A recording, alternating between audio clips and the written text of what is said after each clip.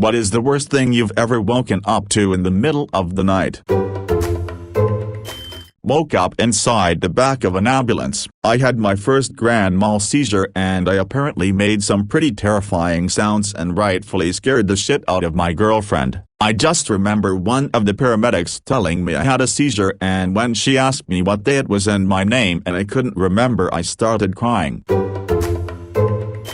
Man, seizures make the creepiest, most heart-wrenching sounds. Comes in second for the worst sounds I've ever heard in my life category. Worked at a kids park with this giant blob trampoline thing called a jumping pillow. Exactly what it sounds like. Kids jump on it. Rules said no flips because that shit is dangerous. Kid, turned 8 that day, during the last 10 minutes of his birthday party, park being open, decided to show off and do a flip on the pillow. Fucked it up, landed on his neck and had a seizure right in the middle of the pillow, with his friends happily jumping away around him. Worst sound I'd ever heard up to that point came from that kid, just an awful, animalistic grunting wail that seemed to go on forever. Then the worst sound I've ever heard. The single dad who'd lost his wife the year before and finally had his kid laughing and playing with friends after a year of therapy, and I know this is true, because he was thanking us earlier for making the day special and told us this.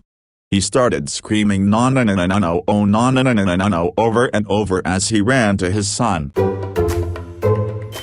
Full on the most traumatizing scream I've ever heard, on par with the video where the brick comes through the window, but happening 10 feet away to a man I'd been laughing and talking to all day. Kid was more or less fine, sprained his neck with a slight concussion. No idea what the seizure was about. Dad signed them both up for more therapy, but we saw them again a few weeks later and they were regulars for several years until I left. But fuck, that shit has stayed with me, man.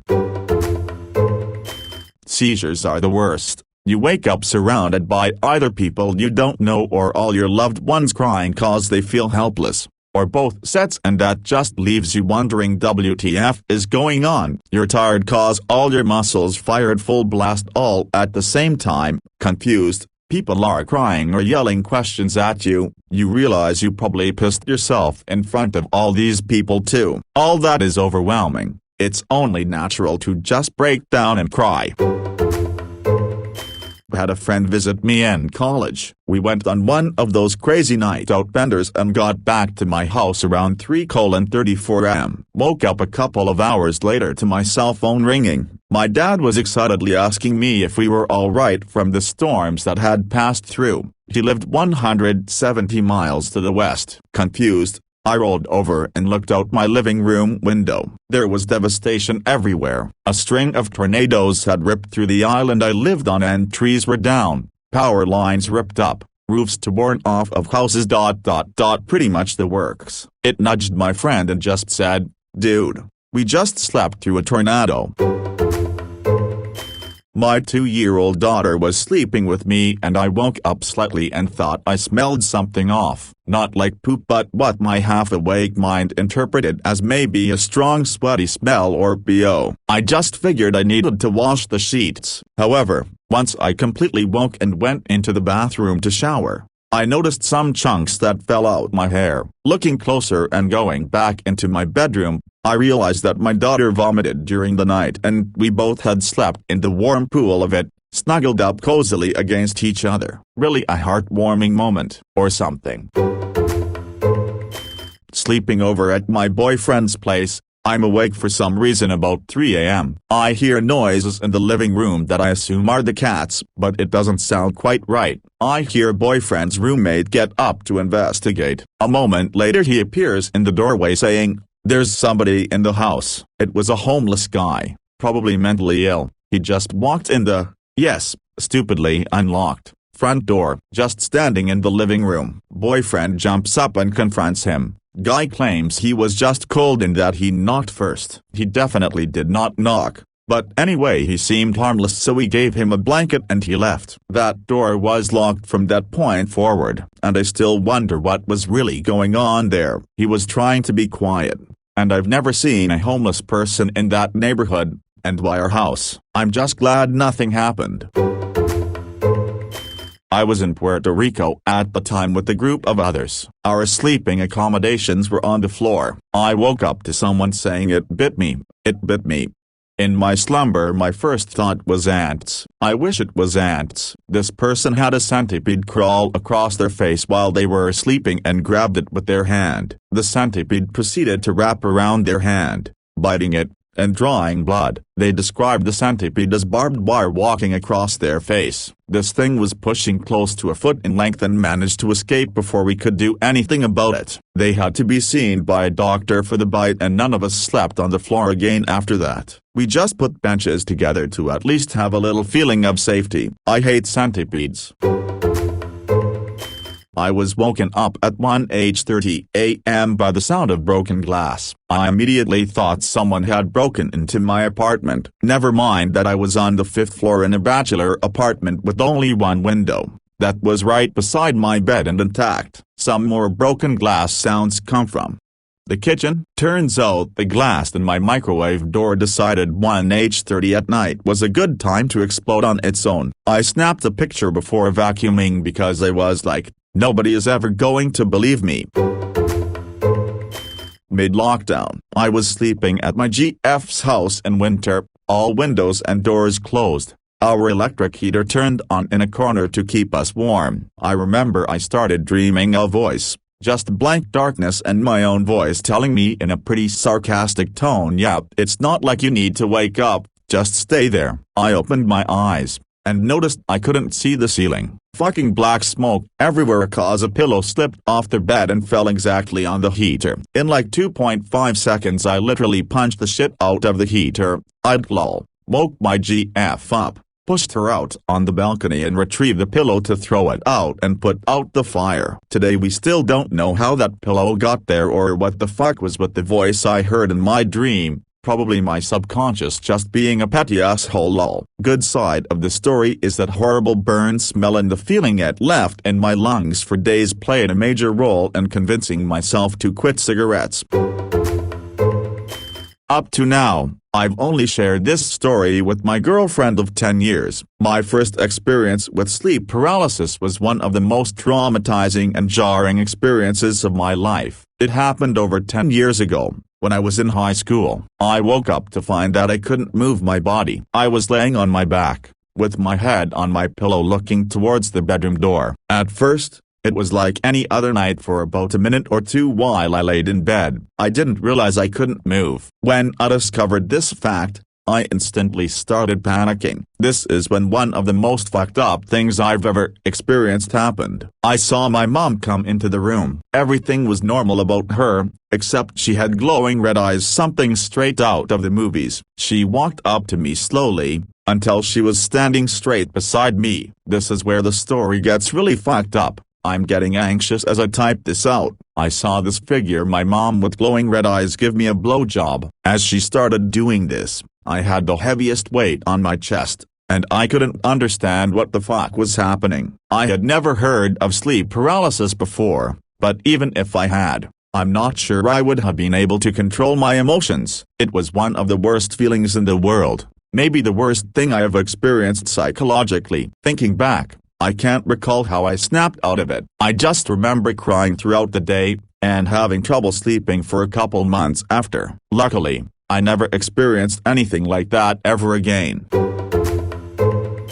Man, as a preteen, I always had sleep paralysis. I remember my first time. All I saw was a demon-like figure hovering over the foot of my bed. I remember screaming and yelling for my mom and dad to come save me. As an 11-year-old, I did think I was going to die that night. Another instance was that I remember that a person was watching me from the corner of the room. I was petrified to the point that I passed out. It kept going on until I was 13. Sleep paralysis is terrifying.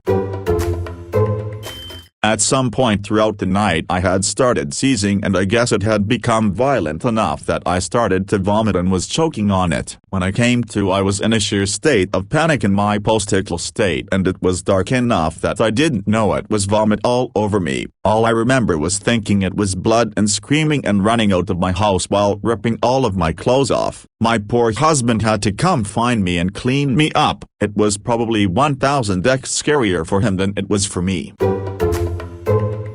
My mill pounding on our door at 2:30 a.m. because a guy who had struck my Phil's parked car several days prior came back in the middle of the night drunk as fuck and set the car on fire. Was especially fun because he'd apparently tried to do it earlier that night as well, but the fire didn't fully catch. We didn't get woken up for that one, so he obviously was prowling around making sure his arson succeeded. And we had to sit around waiting and wondering if he'd come back and try to torch the house or something. Luckily they caught him fairly quickly while he was still driving around the neighborhood in his truck. No telling what his next plans were. Scary.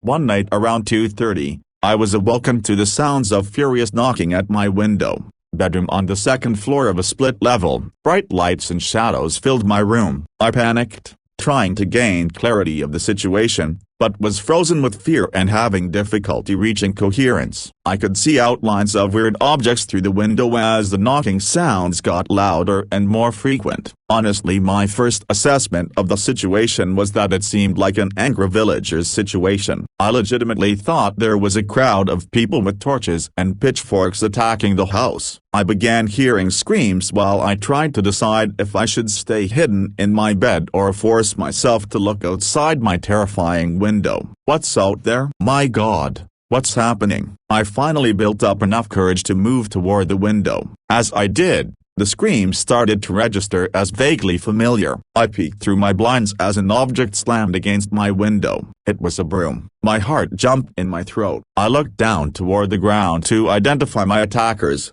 and immediately recognized them as my parents. They had locked themselves out of the house because they always smoke outside. They decided to get brooms, brushes, and flashlights from the building to wake me up. I guess it never occurred to them that I could nearly suffer a heart attack from the traumatic experience. I woke up to a strange man standing in the doorway of my bedroom. My partner chased him out the flat and down the stairs. Apparently the downstairs flat was having a party and he was very drunk and got lost looking for the toilet. We have never forgot to lock the door again. The fear when I woke was something I've never felt before. It just felt like there was something in the room that was out of place. I once woke up in an unfamiliar place and saw a strange man standing in the doorway. I was so terrified that I didn't know what to do. The man asked me, "Are you okay?" And I didn't know how to answer, so I just said but then I recognized him. It was my husband and I was in our bedroom. I had just woken up with some strange momentary amnesia. This was not the first time that I'd woken up and not recognized my own room or surroundings, but it was the scariest. I've never heard of this happening to anyone else. My cousin is dating a guy with diabetes, and has alerts sent to her phone so she can make sure he's okay. Usually when he's sleeping or they're apart and whatnot. One time he had an all-nighter at work and was sleeping it off the next day. When she was at work, she gets an alert that his blood sugar is low, very low, and tries to call him. No response. Calls the neighbors. They're out of town. My brother happened to be in the area, so she called him and gave him directions to the apartment, which he's never been to before. Kept trying to call him, but BF wasn't picking up, so bro rushes over as fast as he could. Gets there, finds the apartment, does everything short of kicking in the door. No response. Landlord is nowhere to be seen. My cousin called 911 at some point and the cops showed up. Asked who he was. I'm the cousin of the lady who called y'all. She asked me to come out. Ask him if the door he's at is the right one. He thinks so. They kick it in and the little Yorkie shits itself and hides in the closet. It was definitely not the boyfriend's. They'd kicked in the wrong door. Cousin, panicking, had sent him the wrong apartment number, and the cops didn't know it either. a middle-aged man trying to take off my jacket. I was traveling in a long-distance bus with my mom and my little sister. They were sitting together in front of me. I was alone, by the window. I covered myself with my jacket and fell asleep. When I woke up, this dude was sitting beside me trying to uncover me. When he realized I was awake, he said, "You seemed cold," stood up and left. I was 12. I woke up to a noise and it sounded like the dishwasher was running. I went to investigate and it turned out the hose to our washing machine had busted. There was water spilling on our kitchen floor. I screamed my husband's name and he came running out to see what was wrong. At the same time, our cat knocked over the lamp because I had scared her with my yelling. In the end, we had to replace the hose to our washing machine, replace the kitchen floor due to water damage, and our cat was traumatized for a few days because of my yelling.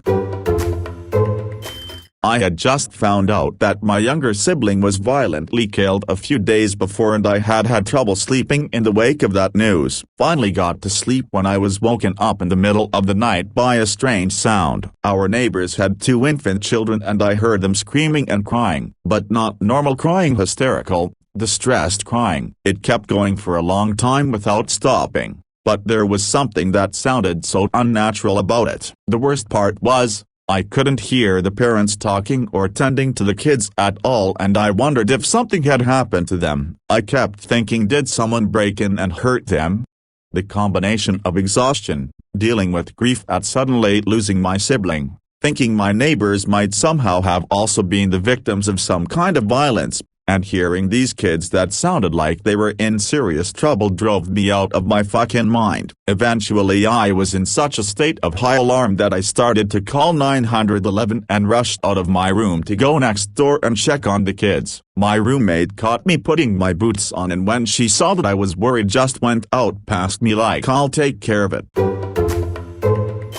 The first night we got our corgi puppy, it happened to be very windy. So windy in fact it blew one of the steel panels out of our fence hard enough to hit the side of the house, right outside the bathroom where the puppy was sleeping. I have never heard such a blood-curdling scream come from a puppy before. I nearly had a heart attack. Poor little fellow managed to piss himself in fright and was dripping wet. Puppy tax. https://i.imgur.com/nbhf8 and.jpg and all grown up. https://i.imgur.com/53ig4.jpg.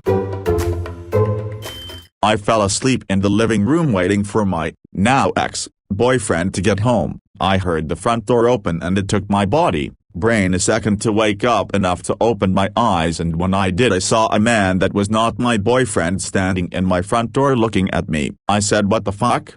And he said, "Oh, I think I'm at the wrong house," and then I screamed, "Well, get the fuck out then." Thankfully he did turn around and leave immediately. Maybe he really did just go to the wrong house, or maybe he was walking around checking for unlocked doors and found one. Since that night I keep my doors locked at all times. Just a few months ago this happened to me. I fell asleep on the couch with my boyfriend playing video games in the next room. Woke up to a very light knocking sound, but ignored it because it was too light to be someone trying to get my attention. Next thing I know there's a guy standing in the doorway. I hopped up and asked what he was doing. He replied, "Am I supposed to be here?" And I yelled number. My boyfriend heard me yell and came into the room, which is when the guy left on his own. It freaks me out that he didn't move to leave until my boyfriend entered the picture. When it was just me he didn't move at all. Absolutely terrifying. I've told this before, I think. I awoke one fine December evening at the crack of fucking midnight. My smoke alarm was going off. Now, I wasn't in a great place those days, so I thought, fuck it, I'm good, and rolled back over. Then I remembered I love my cat, so I got out of bed, put on pants, grabbed said cat, and left my bedroom. Wet, my feet were wet, come to think of it. My head was wet, too. Water was pouring from my smoke detector. The light fixture a few feet away was filling with water. That's not very typical, I'd like to make that point. Confident that my apartment wasn't on fire, and was indeed abnormally safe from being on fire, I crammed the aforementioned cat into her carrier and went to my upstairs neighbors to figure out why they were flooding my apartment. After several attempts to get their attention, I went back downstairs and sat outside my apartment door with my unhappy cat in the box, looked up the number for emergency maintenance and left them several colorful voicemails. 15 minutes later, a tired man with the ring of keys and a large toolbox shows up with his daughter in tow. I apologized for my voicemails, which he laughed off. By this time, the people that live below me came to figure out why water was coming through their ceiling. They were as tired and unimpressed as I was at the whole situation. Now I have water damage stains in 3 rooms of my apartment.